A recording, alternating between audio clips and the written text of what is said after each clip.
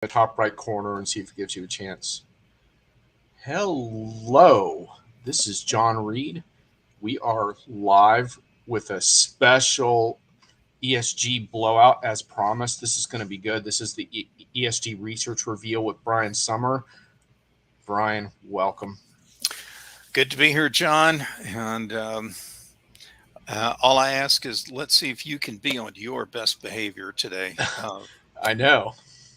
I know this is half the problem, and the problem is I have like a head of steam about this issue, and I do have to issue a couple of ground rules. We may have a special guest joining us later, though. We're doing this on a bad time zone for our guests. So, but Brian is the focal point here because Brian's written a book on ESG that's really changed my thinking on the topic, and I hope by the time this show is done, it's changed your thinking a little bit also. So we're going to get into that in much more detail. Uh, but just real quick, I just want to say, um, you know, I think one thing to think about is could ESG actually be that dark horse next important thing in enterprise software? Because I know for damn sure it's not the metaverse Web3 crap, and we're obsessed over generative AI right now. But one interesting thing to think about is whether ESG could indeed be that next thing. So Brian, I think you'll have a comment about that as we go, but. Um, the one thing I wanted to say is that this is not the bland, hypocritical sustainability mission statements of old. And, for the next hour or so, my only real ground rule is I don't care about how anyone feels about climate change or whether ESG is some kind of woke movement or something like that. That's completely irrelevant to our topic here today. If you want to corner me at a bar sometime, we can have it out over those topics. I happen to feel pretty strongly about the moral and ethical aspects of this. But here's what's changed. What's changed, and I think this is where Brian's going to factor in here with his work, is this is no longer something you can put aside on some niche constituency or try to say, oh, I'm above that. This is something that's going to confront every organization. And that's perhaps in some ways people will see that as bad news, but there's also really good news here because it's about making your supply chains actually better and actually improving your bottom line in some really interesting ways as energy costs continue to rise and stuff like that. So Brian, shall we embrace those ground rules and stay away from the political debates and kind of focus on what matters to businesses here? I have absolutely no interest in going into the politics, and the reason being is that this stuff is being driven by an incredible amount of increasing regulation and rules that are coming from one country after another. So it almost is irrelevant what you believe. It's what is your company going to do about it? That's really what this is all about. And uh, I actually spent a little bit of time at the front end of this book, actually touching on the point you're bringing up, John, which is I know there are people with some very strong opinions, but let me just put a few things aside. I'm not turning the book into some political manifesto. I'm just talking about what is it an executive needs to do if you're going to have a success around dealing with these ESG regulations and some of the changes you're going to have to make up and down your value chain and supply chain. It's complicated stuff because, as it turns out, and again, no disrespect to anybody in your own personal opinions, but if you ask, for example, a lawyer, what is ESG? Well, it's a legal issue. If you ask an accounting person what it is, well, it's a finance issue. And I could go down the list. Everybody's got an opinion what it is. I can tell you two things it's not. It's not an emissions only issue. Some people think it's strictly about emissions. That's not it at all. It's much broader. There's three pieces, environmental. Oh, Tom's weighing in. Good to see Tom. Um, there's the social piece, and it's not social is not just diversity, equity, inclusion, DEI. It's a lot broader than that, and so forth around governance. So this. There's a lot to unpack here, and I hate to admit this, but I thought a year and a half, 2 years ago, I could probably knock a booklet out on this thing, an executive guidebook out in 3 months, 75, 80 pages. The final product's, I think, 260 odd pages. And it took me the better part, like I said, of a year and a half to 2 years to get it done because it just is that not complicated. It's that, um, nuance. There's just so much there to get your head around. And more importantly, whatever you think about technology and ERP and everything else, everything you're used to dealing with was designed around one way of collecting information, one kind of information you want to collect. And the stuff you need for ESG, a lot of it is not going to be in your favorite accounting software product. Right. And Tom, Rafferty, nice to see you here. And we'll be hearing from Tom more, I think, if you can stay awake for us here. Sorry to keep you up, Tom. Tom says 100% agree with Brian. This is far more about regs than politics. And look, I mean, I'm kind of like, I get pretty impatient. I just saw this really crap blog on LinkedIn by a so-called futurist, like about how, climate change isn't man-made, all that kind of crap. I get really impatient with that, but I also get impatient with greenwashing as well, and the so-called good people that are doing good things. And up to now, it hasn't added up to much in many ways, besides mission statements. But Brian, I don't think that's going to last much longer. And we published a piece on Diginomica. I'm not going to name the vendor because I don't want to get into like vendor promo. But the quote was, "Nobody's well prepared with very few exceptions." And I'm going to read this quote from you, Brian, and see. It says this vendor has some of the best people in the world on their team, on their sustainability team, on their compliance team, and it even makes our heads spin. The alphabet soup, the constant emerging standards, the difference between regional standards. We have EU corporate sustainability reporting directive. We have SEC. Australia and the UK is no longer part of the EU. It's mind blowing. Is that along the lines of kind of what you're digging out from this book? The fog index on all the different standards groups. In fact, there's so many that at the back end of the book, I actually put a like additional resources, and there's like a page and a half of some of these international or country specific standards groups that are out there. I don't have enough time in my life to go through and read all that kind of stuff. It's beyond chewy. It's bureaucratic regulation is what the way it reads, and it's not exciting stuff to go through. Um, I'm not I'm not going to try and parse that out. And the other thing is it keeps moving and changing all the time as well. So there's a little value, I think, in saluting that kind of stuff at all. To the prior point you were making, though, John, there's a lot of stuff that was what I would call discretionary reporting that companies used to talk about. They tout all their nice stuff, and that was under the guise of corporate social reporting kind of stuff. And companies chose what they did report and what they didn't want to report, and they cast a pretty interesting narrative. The new regulations make it a lot harder for companies to just tell one side of a story now they have to tell it all. See, Tom's back in here. Yep, Tom says it's massively complex, but more than that is that it is incredibly immature and changing day by day. Tom will get back to that comment in a minute. For those of you who are arriving a little bit late, welcome. Your comments are starting to pop up. And Brian, I want to save your major book plug to the end, but we do need to answer this basic question, Yeah. which is Dan Aldridge. By the way, Dan's been putting out a lot of good content on LinkedIn on ERP related stuff, so I recommend following him. Dan says, "What's the name of the book, Brian? I joined a little late. Sorry." And also, Brian, just tell everyone when it's coming out so they know. Yeah, so the book will be coming out next month. So it'll be out on Amazon. It's the Executives ESG Playbook, is what it is. And I have some nice cover art, and I've got all the ISBN numbers. Everything's all set up and ready to go. And thanks, Maureen. Anyway, I'll be sure and let everyone know this is kind of the earliest debut. This is the debutante party, if you will, for this, except I don't have all the dressing gown and everything else for the book at this point. I'd love to be able to pass out copies and all that, but I'm not quite to that point yet.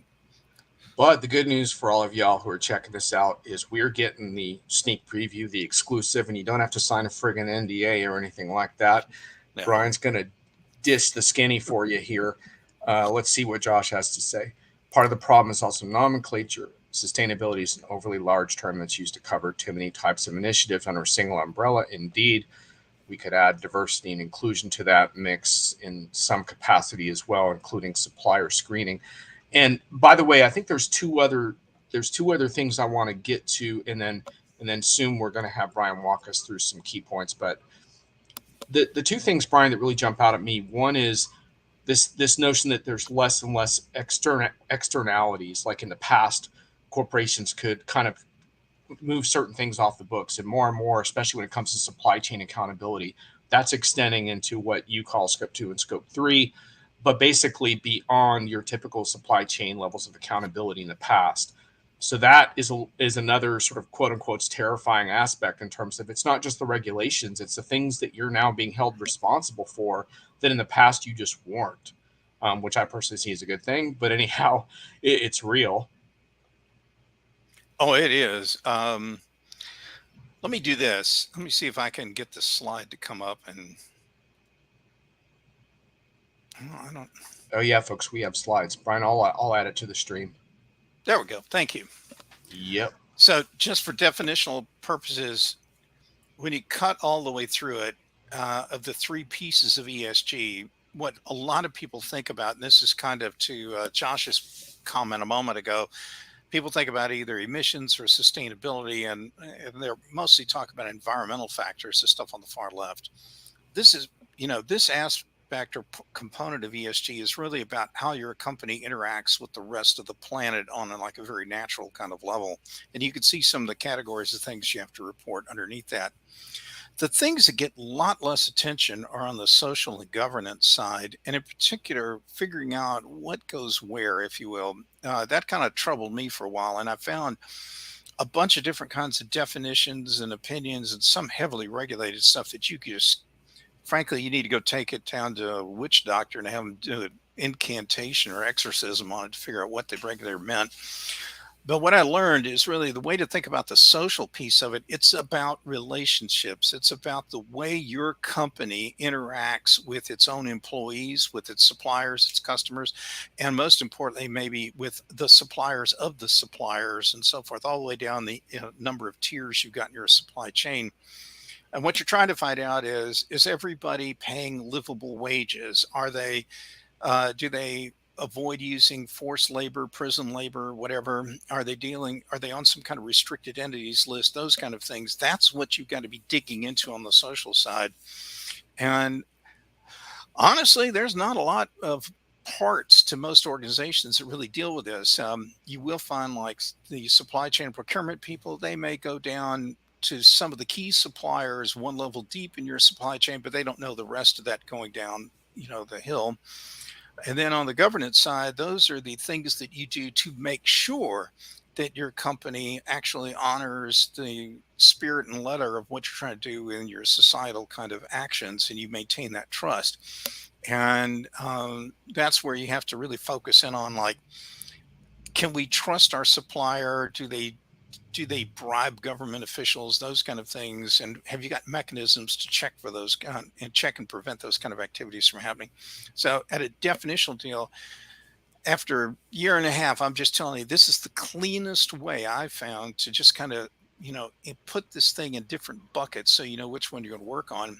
And candidly, what I think one of the biggest ahas for a lot of companies is how HR has to be right there in the center on the social stuff. And I'm not sure they have the people, the systems, and so forth to do a lot of that right now. Anyway, that's a big surprise. All right. So shall we hold the rest of the slides for now? Now we might as well go through them. We don't have a lot of time. Well, just before you do that, I wanted to throw one more thing into the mix and hit a couple of comments here. The final piece of the puzzle to me that we haven't mentioned is kind of the good, exciting, but also confusing part of all this that also comes out in your book, which is there's also I guess you could call it kind of a next generation ESG vendor emerging, which also includes classic sustainability players that are trying to up their game. But it's basically, as I see it, a move towards much more effective use of so-called ESG principles by integrating them into real-time transactional flows, by adding things like carbon trackers and energy trackers into your day-to-day, and essentially having this sort of real-time approach to this topic instead of scrambling after the fact to figure out how you screwed up at the end of the year. But the catch being, and I think this came out in one of Tom's comments, is that a lot of these vendors are immature. And if you're a customer, I guess, Brian, you experience this while you're researching, there's still a dizzying array of vendors to make sense of in this space that's emerging. So I think that's a really interesting topic also. Yeah, I looked at well over 40 different kind of products that are out there. A bunch of them are more like templates that have integrations to your existing systems and can get some of the elements out of your existing systems and map them into different fields on regulatory reports. That's not going to be enough. There's another group of a smaller group of players that have these nice utilities that go out and poll your supply chain members and can find information about their ownership, their labor practices, and so forth, and may even have some kind of audit service to go out and verify, in country what these firms are really doing. There's not a lot of technology really on the governance side. There are some that are emerging on a couple of the big ERP companies, and the only one I can say by name that's got something going is like SAP. There are some others that have some things going in the background that are going to try and create new kinds of ledgers that use more granular kind of information. To your point, I'll talk a little bit more about the granularity maybe if we got time later on the podcast. Yeah, I think the granularity part is actually a really big deal. Uh, from your report, you talked actually about SAP, and you said that they produced a short video on their control tower that addresses the granularity of data and how their ESG products can capture water, gas, electric consumption, waste, and emissions at each step along the production process. And then, to the point of this immaturity, at the time of writing, you said it's unknown whether this extends beyond the bill of materials or can get into an individual lot, batch, or product level. And I'm sitting here thinking, like, if you can get to the point where vendors can offer you that type of granularity at that level, that really changes how you think about this topic. And it's one reason why I always said in the beginning of the show, like, forget about the friggin' metaverse and Web3. Start paying attention to this. So let's take that a little bit further. In 2018, 2019, I had a couple of colleagues join me and we did a project for a major global manufacturer.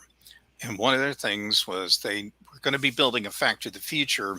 They wanted to use as much as they could on like IoT and those kind of technologies, but they really wanted to get precision around what things cost, because the best they could do in their whole firm was tell you that a ton of the product that they make cost anywhere from between 40 something dollars US to $128 US, depending on which plant. That's as accurate as they could get. That's it. They had no idea how much carbon dioxide they off gas. They had no idea about their transportation cost. I go down the list. They didn't know any of it.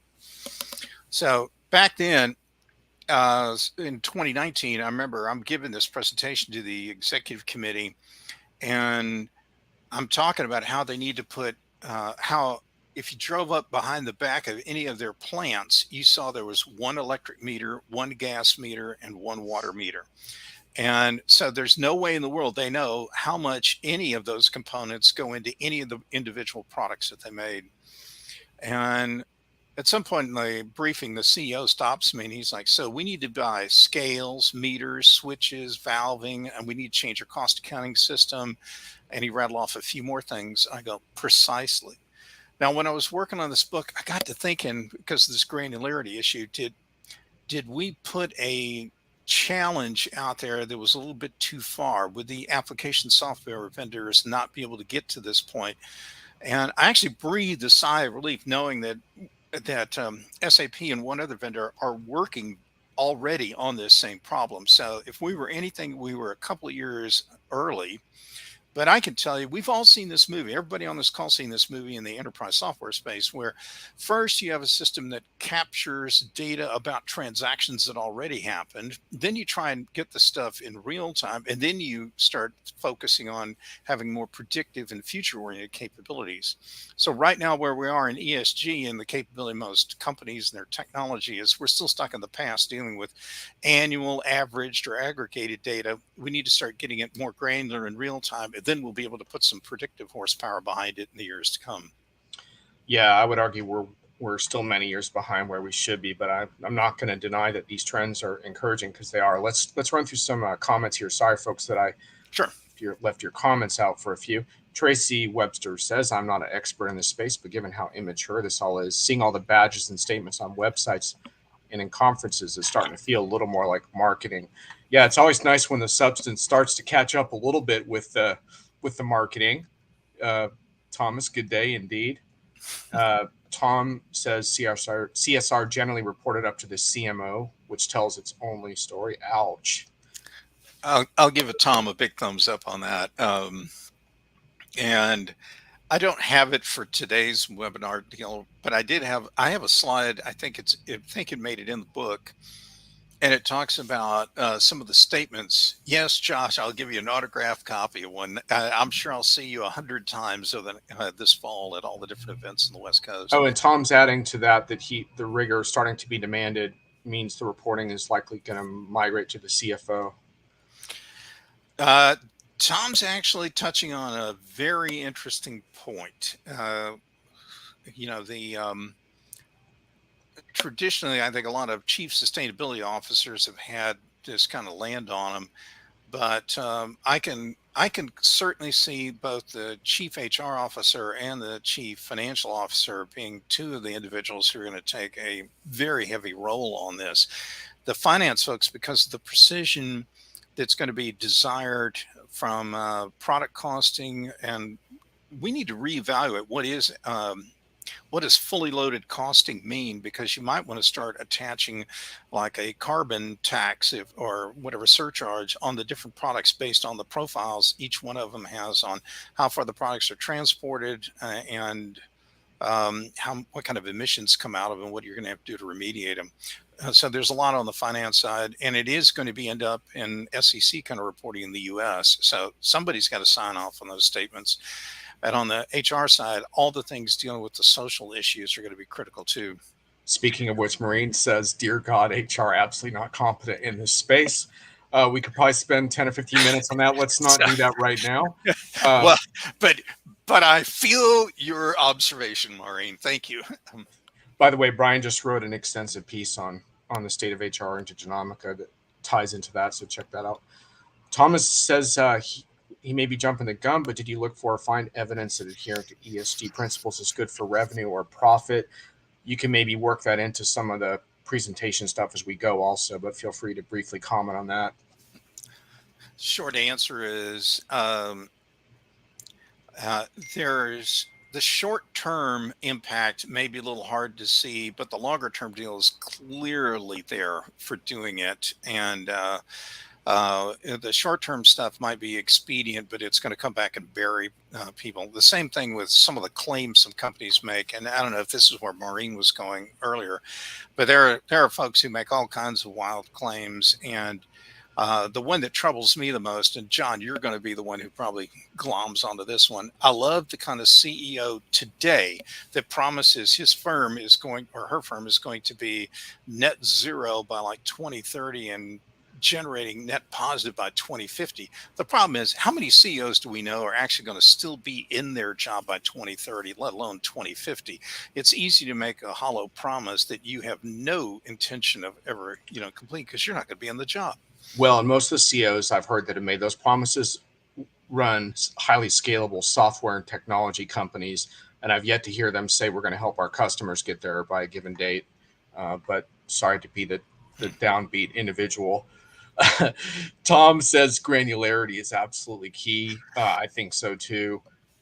Thanks, Tom. That makes me feel a whole lot better for a whole middle chunk of the book. So thank you for that. And Maureen's with me on blasting the metaverse and Web3 out of the water. And I'm going to throw generative AI in there too, in the sense like what I was saying at the beginning. Like if you allow yourself to get so caught up in that narrative, that's you're going to miss stuff. That's exactly the point my chatbot just made, John. So anyway. Indeed. Well, I'm glad you're getting prompted as we speak. Tom says the EU's fit for the 2030 mandate means this is going to be absolute top of agenda for orgs in the EU for the next 6 years.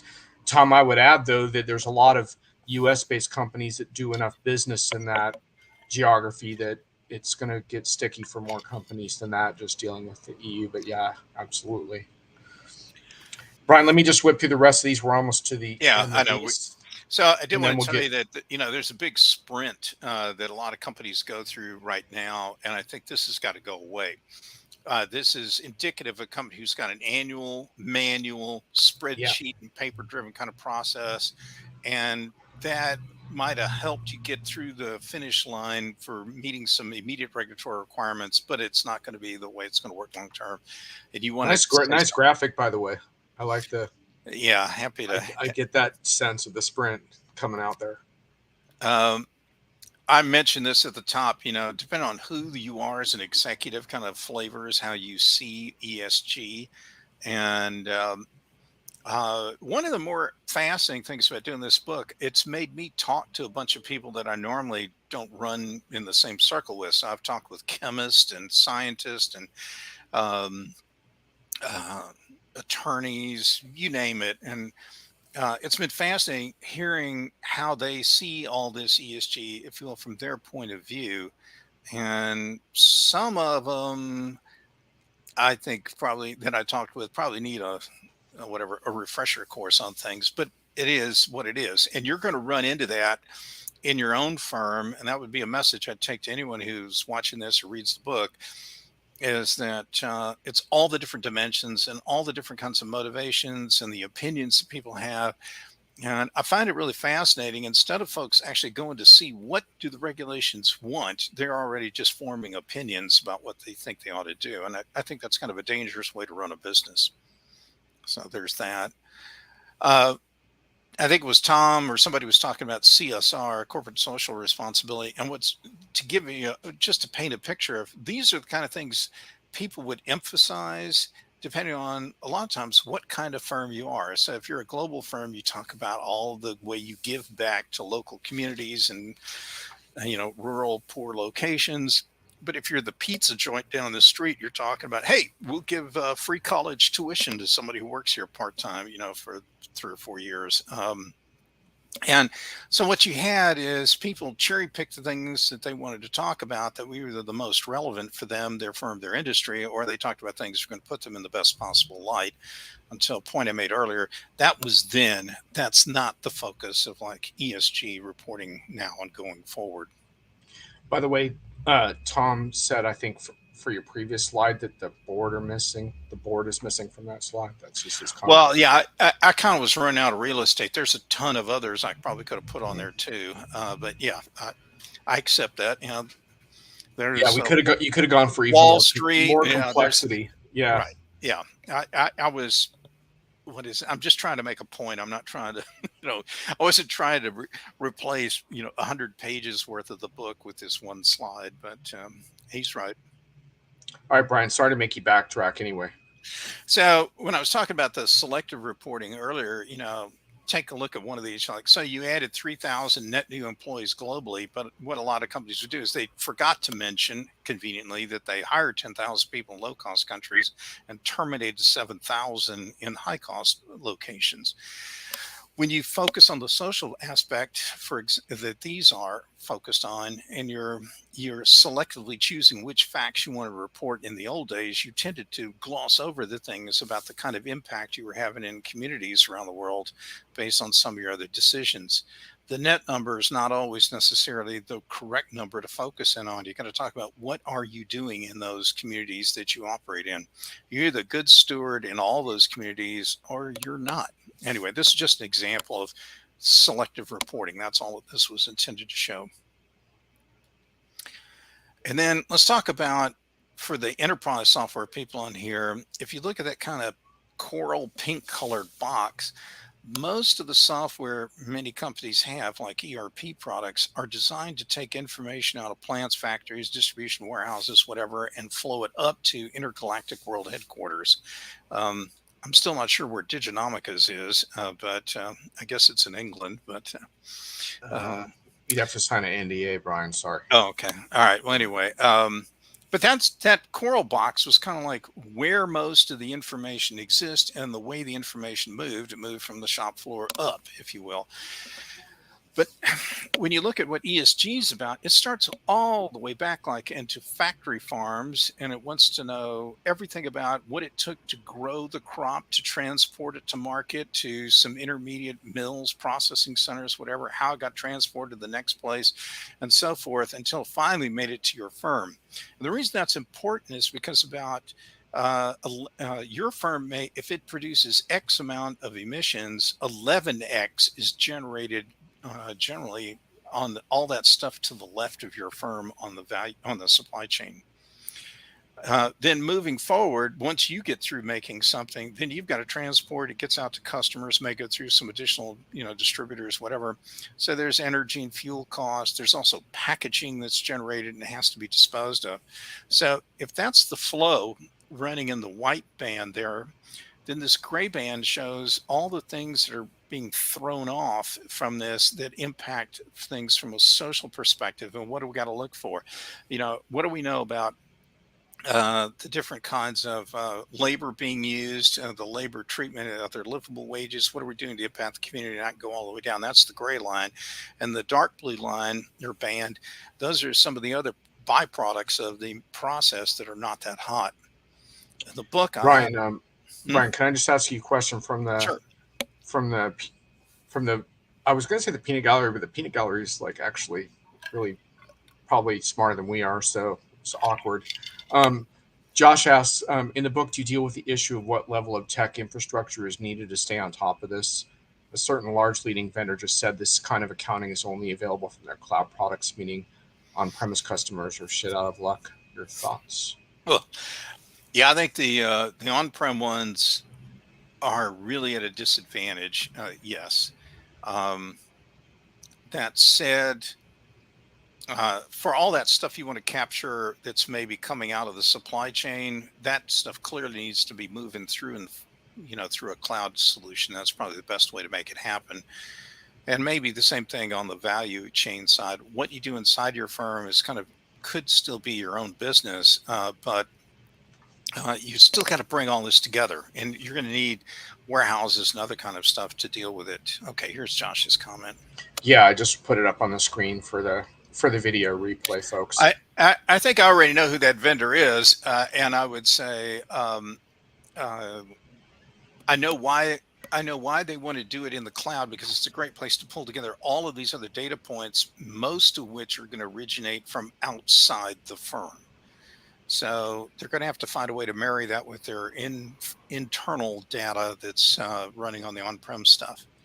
Let me Ryan read talks about Brian's. Ryan talks about how some industries are easier to net zero. Some scope 3 carbon emissions are especially challenging to track and verify due to the nature of the data, for sure, which kind of ties into the whole theme, I think, of this discussion, which is how the scope of this is broadened so much. There's also a question from Dan. It's kind of SAP specific. I'd kind of prefer to not just talk about SAP here, but talk about ERP in general, because this is a broader topic than just SAP. But he asked whether the AI capability with ERP could optimize energy efficiencies and take as input sensor data, for instance. And Leonardo is basically a dead brand, by the way, but but as it's dead in the water. But SAP is obviously working hard on AI for this, as are a lot of other firms. But I think the broader question, I think, that ties into what Dan is asking is, are ERP vendors, what kind of opportunity do they have here versus like best of breed players that can come in and do this work? So some of the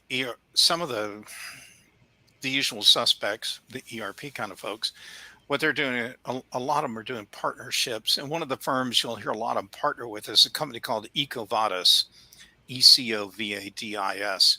And EcoVadis has all this technology that's really sophisticated to go and ping all kinds of providers back in your supply chain. So you can find out about, yeah, where you can find out the ownership of the companies. Is it owned by rogue nation government, if you will? Are they using conflict minerals? Do they pay livable wages? Do they use forced labor? All those kind of things you can collect. It can be pulled up. Some of these products like theirs also maintain an active database, and if your supplier is already in that database, that cuts down how much work you have to do. In fact, one of the vendors I talked with thinks they can get most companies information about their supply chain in about 90 days.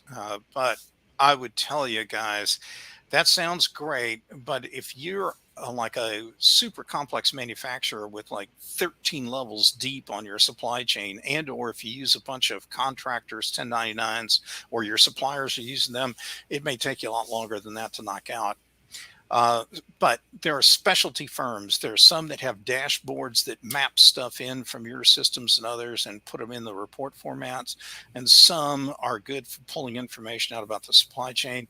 I didn't really run into a whole lot that are great on the governance side, although that's not going to be most companies' biggest problem. And I didn't see a lot that could actually tell me much about circular economy things like using reusable packaging or returning end of life products back to the manufacturer, which is a growth area for I think for ERP guys. All right, Brian, how many more slides do you have? I think that's it. That's all we need to cover Okay, for right now. Yeah. cool. So I want to spend a couple more minutes on the scope of the problem, and then I think we have some momentum in the chat to get to what cutting edge companies or smarter companies are doing about this, which is totally fair point. We don't want to get lost in the quagmire of the challenges. But before we leave the quagmire, I want to make the quagmire just a little bit bigger and read something else that struck me from your report, which is sort of an example of new kinds of data. But forever chemicals, just one example. I just want to Yeah. read this from your report. Regulators in many countries are requiring companies to cease the use of PFAS and other chemicals, some called forever chemicals. These compounds can be found in or on gaskets, fire retardant, printed circuit boards, seals, packaging, and more. While your firm may not add to these products, your suppliers might, or they might be used in some aspect of your capital equipment. And what may be overlooked in your ESG efforts is an exposure risk for these and other compounds that can impact your production and so on. This cannot be ignored. I just think that's another powerful sense of like what companies are getting themselves into here, that it's uncharted territory really, and they're not ready. Yeah. The most amazing anecdote probably in the whole. Yeah, and Brent's right. I've got tons more slides. Yes. 128 of them, I think, are queued up there if we need to go that far. Uh, Excellent. but anyway, on the forever chemicals, this is a fantastic point to talk about. And it never occurred to me because I kept thinking all of this was really about the movement and conversion of like a raw material into a finished goods. And I'd never thought about some of the stuff in the MRO, the maintenance and repair kind of products that go into things. And so this one guy sat me down one day, and he's telling me about how they just implemented this $100 million giant piece of commercial machinery at their plant, only to realize it's got dozens or hundreds of these hydraulic pistons and cylinders in it to help move the product through the machinery. And all of those hydraulic cylinders use a particular kind of uh, rubber seals that are all treated with forever chemicals like a Teflon-like material to keep them slick, smooth, and pliable. And then he looks right at me with the most earnest eyes and he says, we know those seals are going to be impossible to get hold of in about October of next year because of bans, and that's because they have the forever chemical on it, coating on them. So his supply chain team was currently scavenging the world trying to find all the supply they can of those replacement parts for their MRO stock for that machinery, because they can't afford to have this huge piece of capital equipment go down and stay down, all for the lack of a $4 seal. So this stuff is everywhere. It takes a lot of attention to get to it. Indeed. So here's the game plan. Special guest, you know who you are. You've been sent a back-end link to the broadcast. Please join us in about 10 minutes. You can log in a little before if you want. We'll bring you in. Thanks if you can do it, assuming you still have your cam set up. If not, no worries. Brian, just on the scope of the challenges, I want to get to the solutions part, but just real quick, Tom elaborates to Ryan's point, the requirement to report scope 3, especially if it's required to be audited, as the SAP said, and requests for comments last year will be game changing. it will happen. That is the direction of travel. So that's just another example of how this is expanding.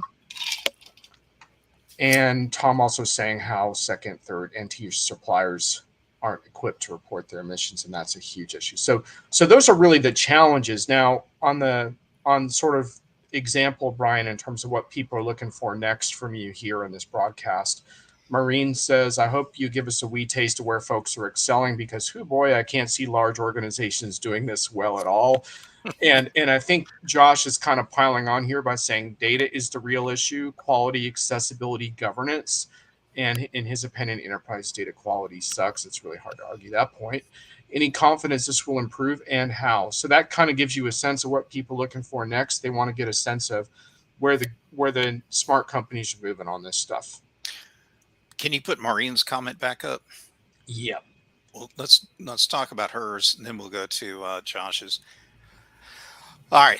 So, uh, Maureen, indirectly, you're hitting one of the most frustrating aspects I had dealing with the book, which was figuring out what is it we what's the approach a company should take. And it turned out I kept running into all these different kinds of approaches, but I summed up most of them into several common styles um, of tackling the ESG kinds of problems. And one of them is that I see that some of the bigger companies do is they find the big problem their firm has. And it's usually an emissions type of issue. And they get the reporting done. That's kind of a maintenance kind of issue. They have a process to get their annual ESG reports done and out the door, but they've had a specialized team that's working on getting something fixed. I'll give you a good example. Did you know that about 40% of the Earth's carbon emissions are triggered by heating and cooling buildings? That's the biggest energy generator. So if you're a property owner or property management firm, that's your big great white whale. And that's what you focus a whole team on in trying to figure out how you're going to bring that big number down. I've seen that approach used at some manufacturers where they have a particular process that is just like a carbon emitting pig, and that's what they're going to focus in on. In some cases, they focus on shutting down some horribly inefficient plants and they transfer production over somewhere. So the general approach that some companies take is the reporting becomes a small piece of what goes on. They focus on one giant thing next. Another approach some companies use is they're going to go in and they suspect that the problem is downstream or well, whatever direction you want to call it. It's further back in their supply chain, and so they're either re-engineering products, they're changing their supplier base, or they're doing something to make that fundamental kind of change happen. And then there are others who try and just tackle a lot of things across a lot of areas. And but generally there is a prioritization process that happens, and companies either go after the big one, some go after a bunch of little ones and save the big one for a while, which I'm not so sure about the wisdom of that. But and then everything in between there, but they are working on it. In fact, when you get past all the politics and the noise in the market, when you talk to these sustainability teams at companies, those folks are some of the most dedicated on the subject kind of individuals I've ever run into, and they're working their butts off trying to make some big changes happen. So it is happening. So take solace, Maureen, that companies are doing it. It's just you won't see the same two companies in the same industry won't have the same attack plan. And back to Josh. Data is the real issue, quality, accessibility, governance, and data quality sucks. Any Yeah. confidence this will improve and how? So I'll use an HR example for Josh because I've given a bunch of production ones, um, so give you an idea, Josh, how screwed up it is on HR. If I want to be able to even report like how much time our employees took out of their paid time off or vacation that they were able to dedicate towards some kind of social program, they helped out local community deals, whatever, they volunteered their time for things. think about this problem, because in many companies, global firms in particular, they have different payroll systems and HR systems in every single country that they operate in. They may not have a single kind of system to go after to go get that information, or even if they can find out how much time they took, it may not be encoded the same way in every system. And then lastly, you get into things like, and even if it's all in one place, I don't know what qualifies as diversity from one country to the next.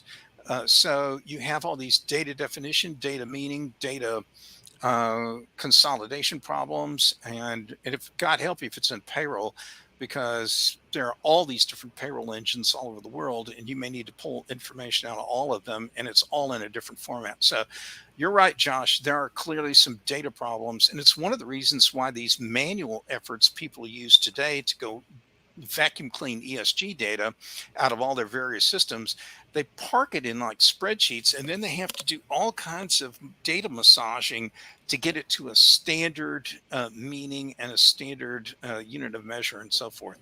John's dying to say something, or he's going to laugh. No, it's all good. I'm juggling comments and back end stuff. You're all Okay. good, man. You're all Okay. good. Tracy says we're still trying to wrap our heads around it, so it makes sense that it isn't completely systematized. It's exciting to see what happens. She's an optimist. We're starting to measure, so that is a good sign. No doubt about that. Brian, are you ready to bring our special guest on? Oh yeah, anybody to help get me out of the hot seat. Here we go. Tom. All right. Tom Raftery. Hey folks, how you doing? We got Tom. Tom, what a good sport. It's ridiculous o'clock there. Well, I came prepared. All right. Oh, absolutely. It's after 5 p.m. here in Europe, so it's all good. Indeed, much appreciated.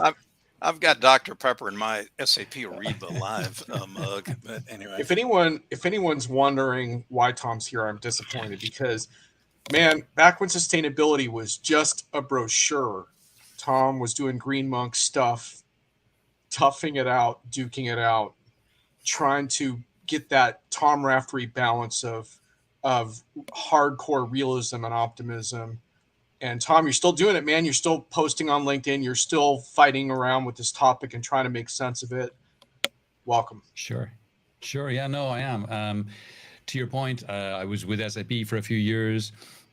Was with Red Monks, fronting the Green Monk branch of Red Monk for a few years. I've been in this space since 2006, I want to say. So, coming up on 17 years now, if my maths is correct. I'm crap at maths, but yeah, it's a space I've been deeply. I'm a technologist, but I'm also I'm a graduate biologist, and so sustainability for me has always been something that's been the core of who I am. And then I got into technology as well, and so the ability to be able to work at the intersection of technology and sustainability for me is awesome. And to a lot of what Brian is saying, the only way we're going to solve a lot of this stuff is through the digitization of processes. It's through technology. It's getting those measurements. It's having, whether it's IoT or whatever it is, collecting data everywhere along the line, bringing it back into some kind of back-end system, massaging it, AIing it, analyticsing it, and then working on where the problems are and fixing those. So, Tom, you haven't seen Brian's opus yet, but based on our conversation today, do you have any questions for him yourself or any reactions to what you've heard today? I guess I missed the start of this. I missed the first couple of minutes of this, so apologies if this is going back over stuff. But I guess the big question to Brian would be why? What was the genesis of this for you, Brian? What was it that made you decide to jump into this space, research it, and write this book? Well, I've been covering ERP for more years than I want to admit, at least 3 decades, and I think folks are tired of reading what I have to say on ERP all the time because I seem to feel like I have to almost repeat myself. The same problems, maybe different vendor names come in there. But I also have kids, and I don't feel that I should walk away from an industry at some point whenever I do retire and leave the world, whatever, in less better shape than the way I found it. There's got to be more to this world than just ERP. Let's put it that Mhm. way. And what you don't know about me, I may be a very public person from writings and all that kind of stuff, but I'm actually a very private guy. And for example, I propagate all kinds of hardwood trees. I've Mm. grown God knows how many different kinds of chestnuts and oak trees and hickory trees. I have a ranch, and I don't allow anything like herbicide, pesticides, whatever, like on those places. I think we all need to be good stewards of anything and everything we have, if not for our children, everything else. Um, and Meg's probably going to throw that right at me at probably a Success Factors event if I get a chance to ask a question. She goes, "Sorry, Brian, you can't ask an ERP related question."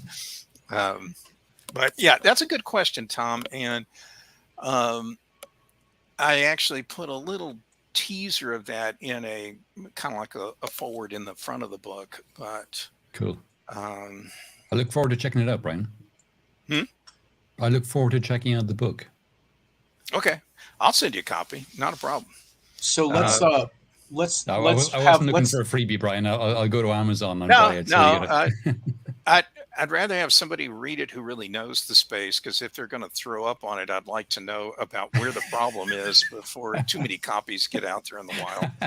I'm still waiting. Amazon's supposedly sending me a bunch of proof copies, and I haven't seen them show up yet, which is one of the reasons I don't have a physical book to put in, up on the screen here today. But it's there. And before anybody asks, let me just say, I've got the Kindle version, the digital version of the book. It's Right. formatted. It's got some kind of format problem that's hanging up in production, but it will be out. And I would encourage more people to get the electronic course. version of it if we're going to be good stewards to the world.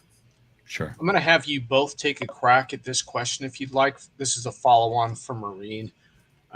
I want to kind of stay focused in this last segment on kind of what we're going to do about this, because I think it's really important on this topic to feel like there's constructive steps that we and the organizations we support can take. So Maureen's asking, are you seeing a connective factor between the orgs that are succeeding here? I would say short answer, not yet. Because as I mentioned earlier in one of the comments, this is very immature. It's only really kicking off. I mean, this is financial accounting back in the 1930s, just after the Wall Street crash, when financial accounting just started to get its legs. But we can't wait 100 years for it to become as mature as financial accounting is today. So it's going to happen in the next 3-4 years. We're going to have that kind of maturity around this kind of reporting happen in the next 3-4 years. So we're still very early to this, but I think in the coming years, it is going to massively change, and all organizations will require to report. I mean, even the SEC said it last year in their request for comments. They want large companies reporting by 2024 and all companies by 2025, out to scope 3 by 2025, and out to scope 3 for all companies by 2026. So this is coming. This is absolutely coming everywhere. It's not just the EU, it's also the US and all other geos as well. And it's not just that. I mean, even if you're not in the US or the EU, the carbon border adjustment tax regulations, for example, and the extended producer responsibility regs coming in the EU will require anyone selling into the EU to be able to demonstrate that they are good corporate citizens. This is massive. This is massive. This is of a scale that people don't yet, I think, fully understand. And it is there or right around the corner. And so huge changes are coming. And for me, finally, I'm starting to see a lot of that. And I'm delighted. I'm absolutely delighted to see it's happening. I wish it happened 10 years ago, but the fact that it's happening now is fantastic. I think you're right about the regulatory teeth, but I think there's more too, because now the way the software is trending and the technology is trending and energy is trending, you could talk to someone who doesn't give a crap about any of that stuff and says the regulations aren't going to hit me yet. And you can go to them and say, well, how would you like to switch your plants to a cheaper source of energy for certain hours in a given day, and go back and do arbitrage on that all day long? Only an idiot would say no. Like, so even folks who want to be above the fray and who think they can be, there's a stronger and stronger business incentive now, which I think is another encouraging factor. Brian, Right, what are Jim? your thoughts on all of this? So I think it was Maureen asked the question. I can't remember. Yep. So here's what I'd say. The answer is somewhat industry dependent at this time. If I look at like a professional services firm, their footprint is mostly office spaces and air travel, among other things, and some commuting travel.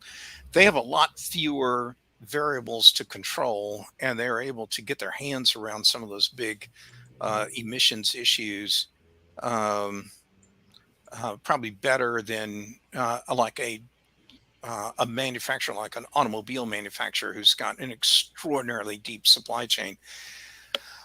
They all have to meet the requirements. And to Tom's point, the requirements keep moving ever more down market. So we're seeing it moving into like mid-sized firms, and it's more critical to meet the regulations right now out of Western Europe in the moment, but it's coming to the North American market in a big way too.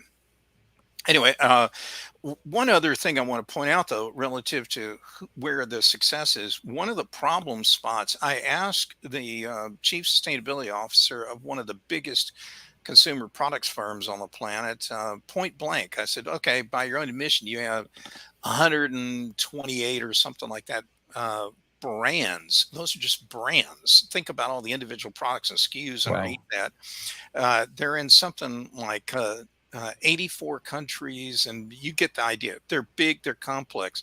They also have manufacturing plants all over the world, along with distribution centers and the like. And I go, so what's the game plan on, really retooling all these, facilities to be greener, better, and so forth, and maybe readjusting your transportation network so you don't have to move product as far to get it to the end customer? And I said, or, have you built a factory of the future to figure out what is the art of the possible here?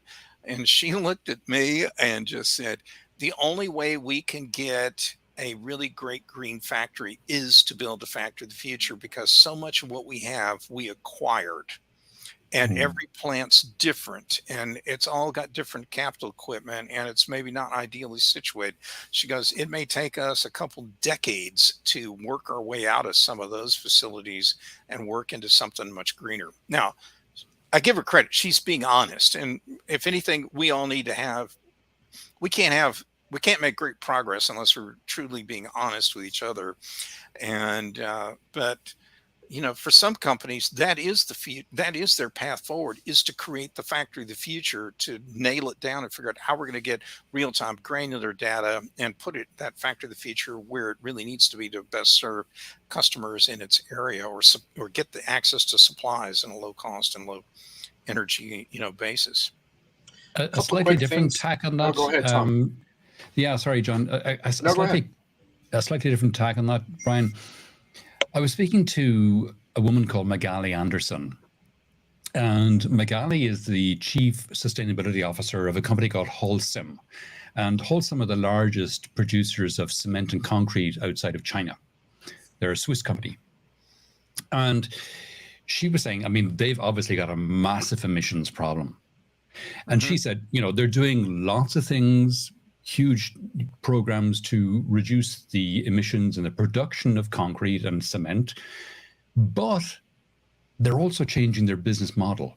And I thought this was interesting. What they're doing now is, if somebody approaches them and says, let's say, we want to build a bridge, And for this bridge, we're going to require 100,000 cubic meters of concrete. What Holcim are now saying is, show me your designs for that bridge, and we'll work with you to produce the same bridge with the same structural integrity, but with 60% or 70% less concrete. You get the bridge, you get the emissions win.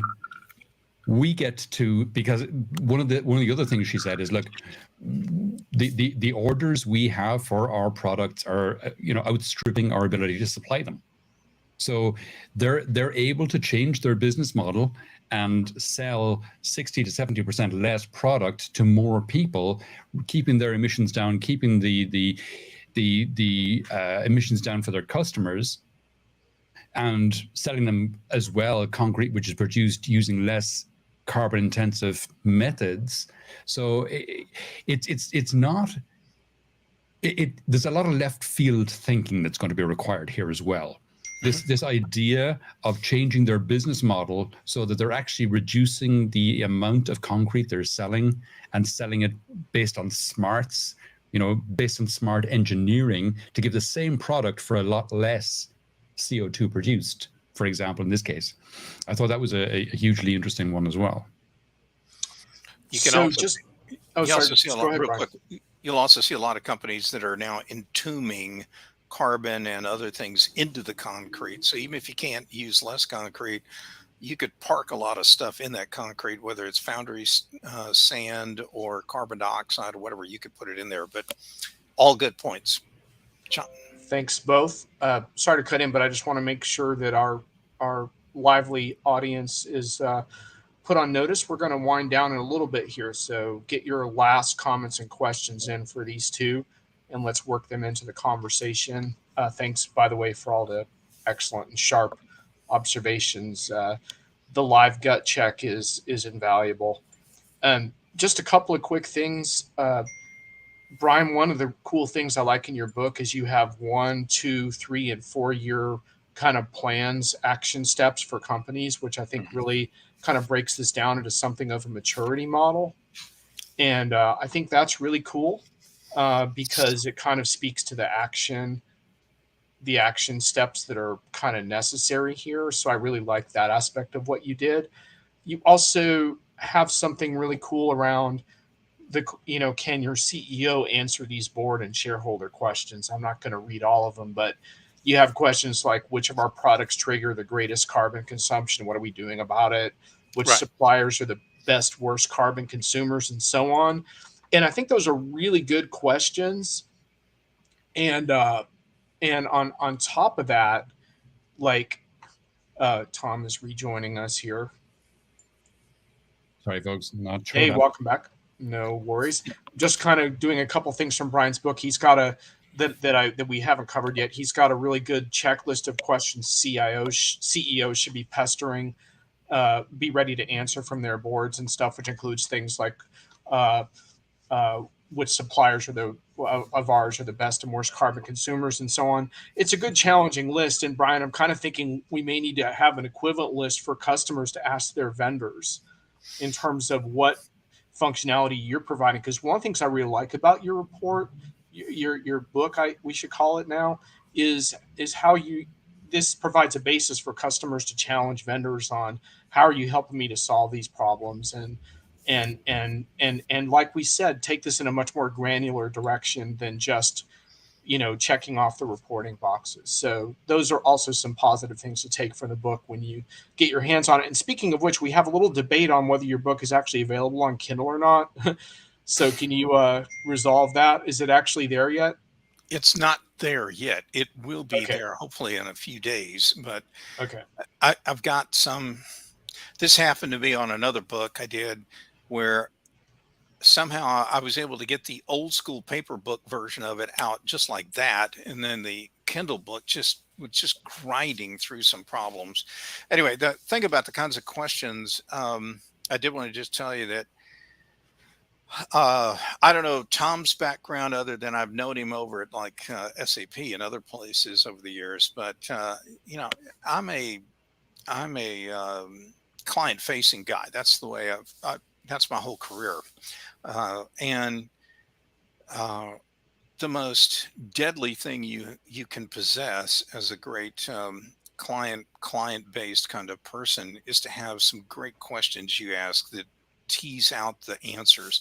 So the point of those questions was to get the ESG project team to like dig in, find the answers to these kind of things, and learn about what's really going on there, so that they can do a better job of casting the project and moving it forward.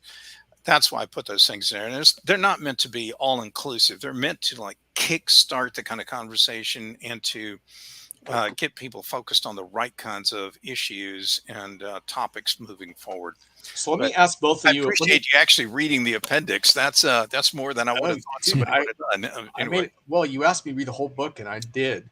But anyway, I wanted to ask both of you, if you were essentially sitting with some software vendors and they were giving you platitudes about, and you were, let's say you're a customer, you all can put yourselves in the shoes of customers. Let's say you're talking to a vendor and they said, we've got you covered on sustainability. Oh yeah, we've got this. We're very green solution now, blah, blah, blah. What would be a couple of your top questions you'd want to ask? I mean, obviously, I realize this is customer specific, so it depends on industry and stuff like that. But what would you really want to hear from a vendor in terms of, are they taking this seriously for you? What would you ask them? let me jump on that one first, Tom.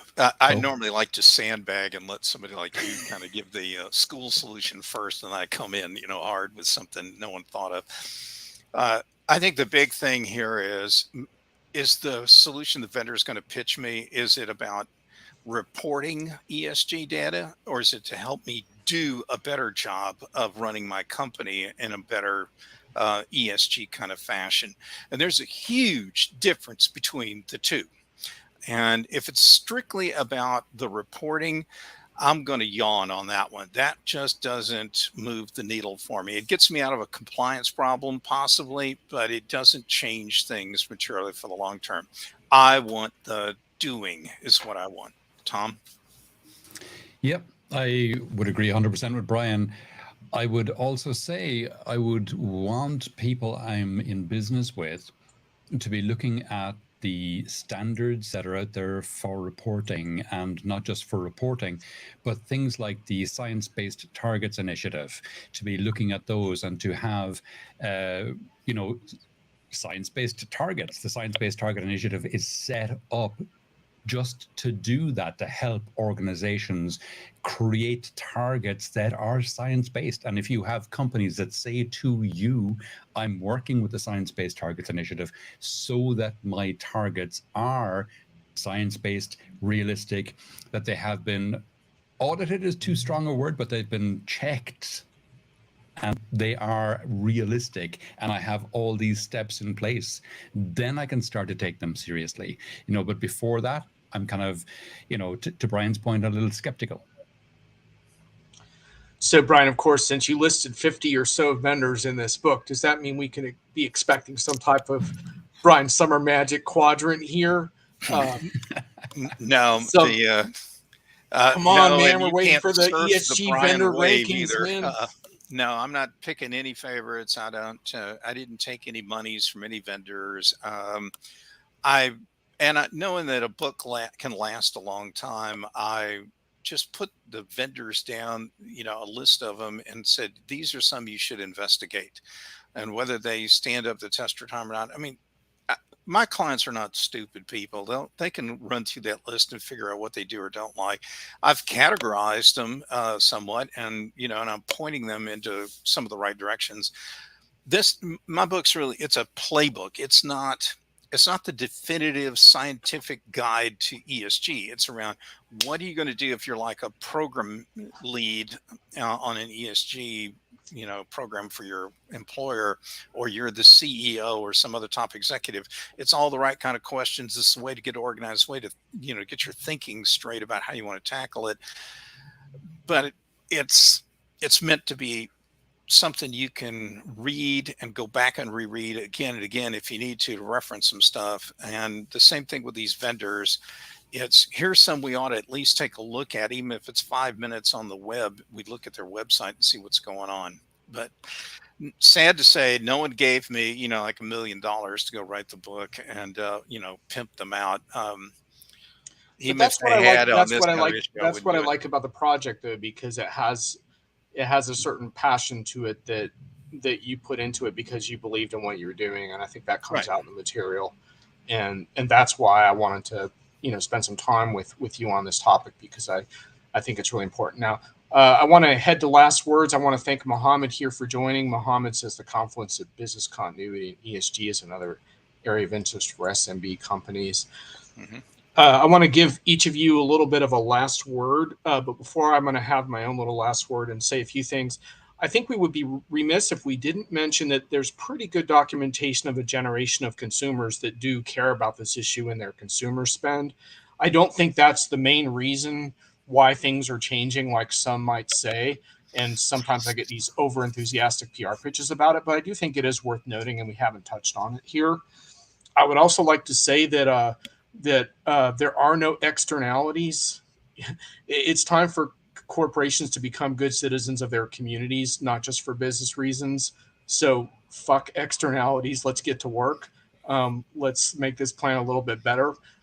Sorry, but I'm going off the fringes here at the end. And finally, I stand by my statement trashing Web3 and the metaverse and saying that generative AI might be the headline, but I think sustainability and ESG vendors are actually the undercard, the dark horse here in enterprise spending going forward the next few years. So I hope that that's worth something. Don't go out and buy some stock, but I really think this is important. So anyway, for the two of you, what is your kind of final thoughts for today? What would you want the people in the audience to take from them in terms of this conversation? Where should they take this forward?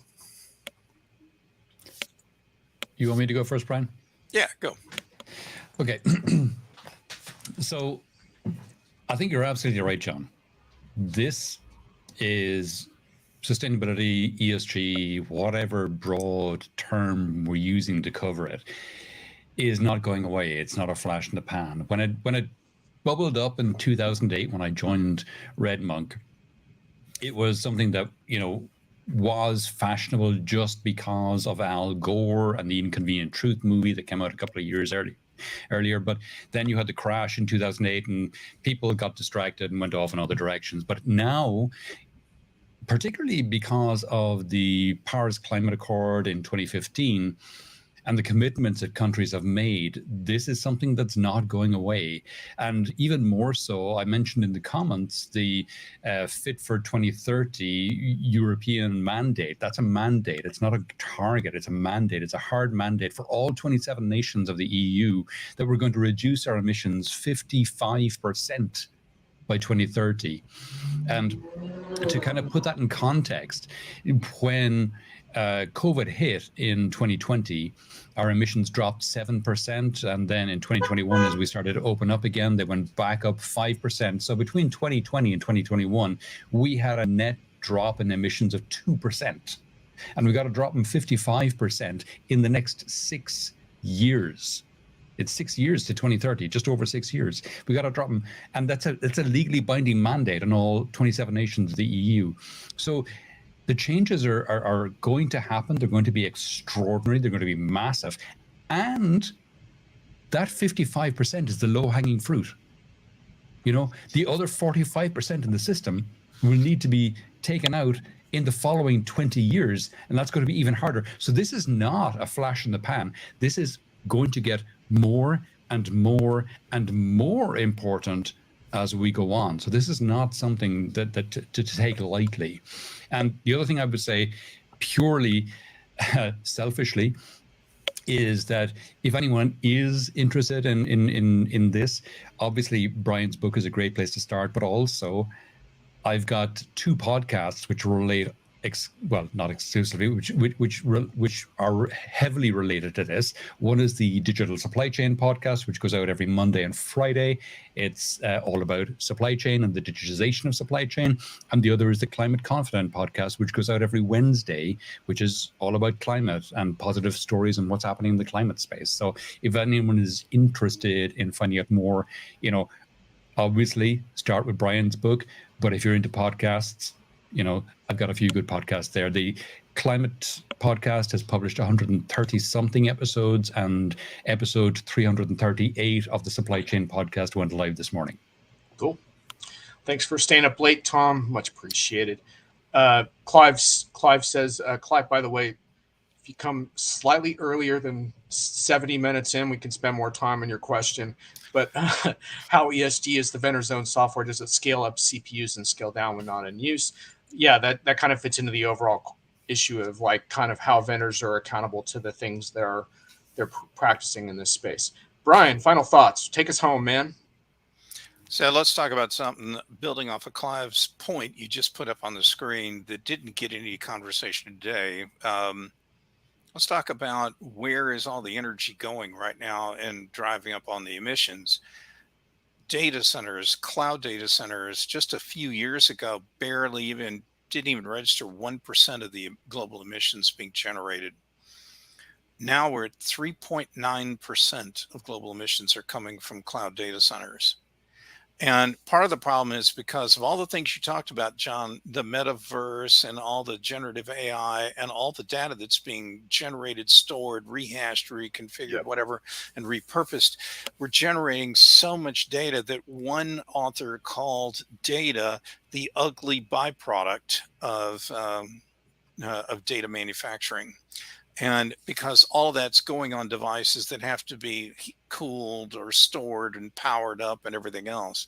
So it's just another one of these areas where, one of the things I would tell the listeners is you just keep looking at every little nook and cranny of your firm, and you're going to find more pockets of places that are either contributing to the environmental issues or the social or governance issues. They're all there, and you're going to have to be a great detective to find them all.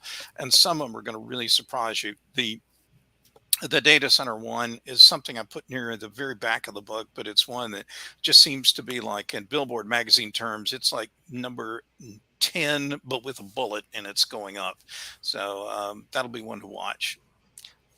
John. Excellent. Thanks all for joining. Excellent chat. This was a really memorable conversation, and I'm sure we'll revisit this topic again. Thanks to both of you. Brian and I are going to be doing a monthly show, a monthly enterprise review. That's going to debut in August. We're going to see how that goes. Also, I have Melissa Swift coming up, who's an outspoken voice on the future of work. That's going to be cool. That's also for August. But I'm going to take a vacation in the meantime, so that's going to be pretty cool. And that's it. Thanks for coming, everyone. Catch you later. Thanks for inviting me. See you.